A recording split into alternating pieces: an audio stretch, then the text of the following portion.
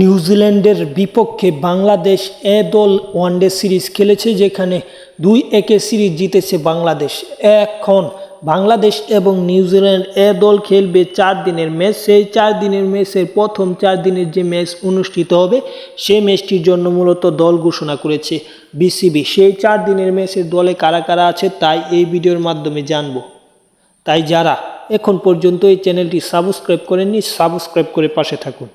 তাহলে দেরি না করে আমরা দেখে আসি।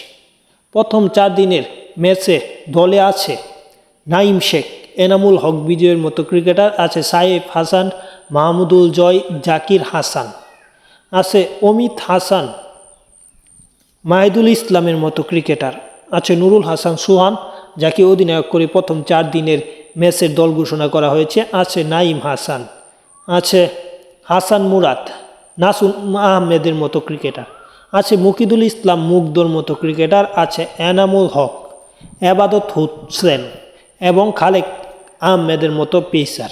এখানে মূলত একজন এনামুল হক, আরেকজন হচ্ছে এনামুল হক বিজয়। দুইটা এনামুল আছে এবং খালেদ আহমেদ এবং এবাদত, তারা হচ্ছে বাংলাদেশ ক্রিকেটের বর্তমানে পেস অ্যাটাকের অন্যতম অস্ত্রই বলা যায়।